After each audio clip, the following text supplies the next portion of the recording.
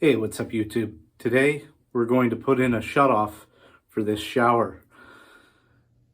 As you can see, it's dripping quite a bit and I need to replace those at some point, but for now I'm just going to install a shutoff. Okay, our access panel is right here in the hallway.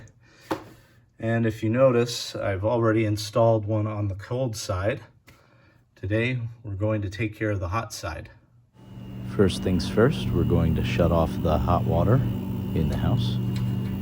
And this valve was installed by somebody else, and it's a real pain in the butt.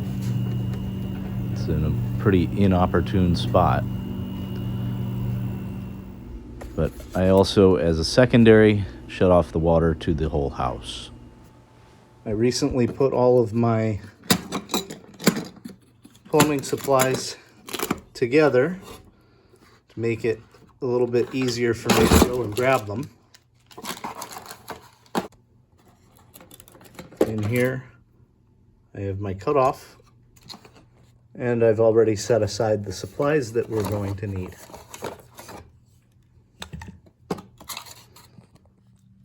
Now it looks like they installed this block of wood here, probably to prevent pipe rattling. And that's going to need to come out.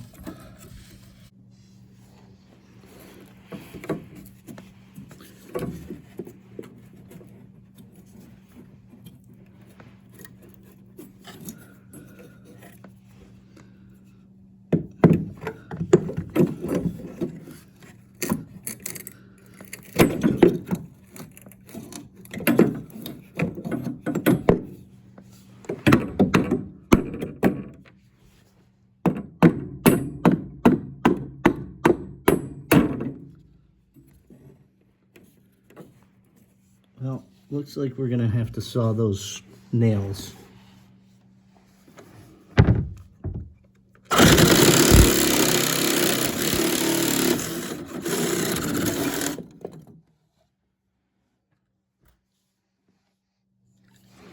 Now what I'm doing here is I'm just trying to get a general idea as to where the splice needs to go. And when using these cutoff wheels, slow and steady wins the race. You don't want to crank down too hard, otherwise you're going to ruin the wheel on your cutter.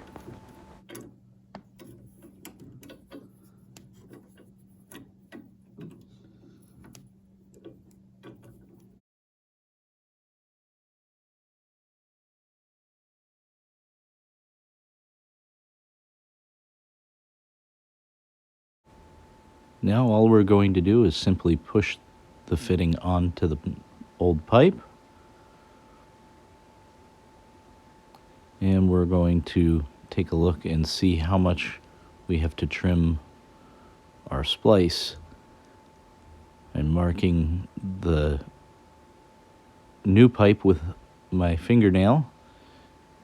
Doesn't have to be super precise because this is going to be a bit longer than needed anyway.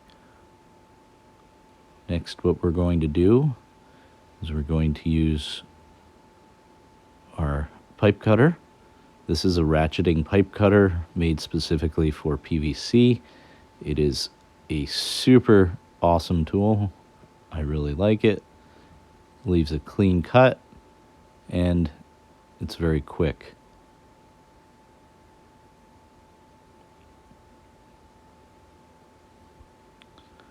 Okay, so now that that's cut, let's take a look and see how much more we need to take off. We're going to slide the other piece on to the old pipe.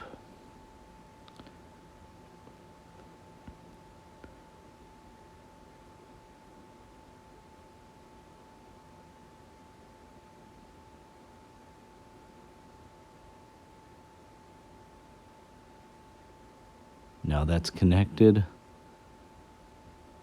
We're going to trim down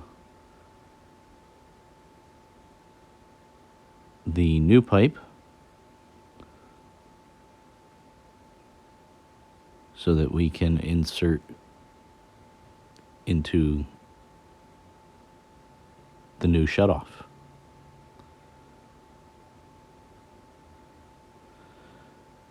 Now, just due to clearance issues, we're going to rotate the shutoff. Again, we're going to come back with the cutter and just nip a little bit off.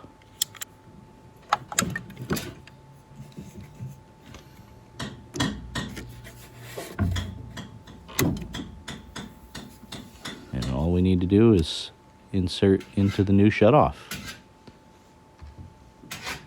Next, we're going to check for leaks.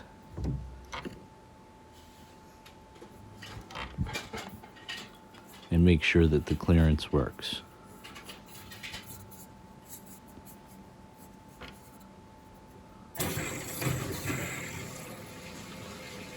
Doesn't seem to be leaking yet. Let's let the valve turn on. Still seems pretty leak-free. Now, if you found this video helpful, please consider leaving a like or a comment. If you'd like to see me replace the washers in there, don't forget to subscribe.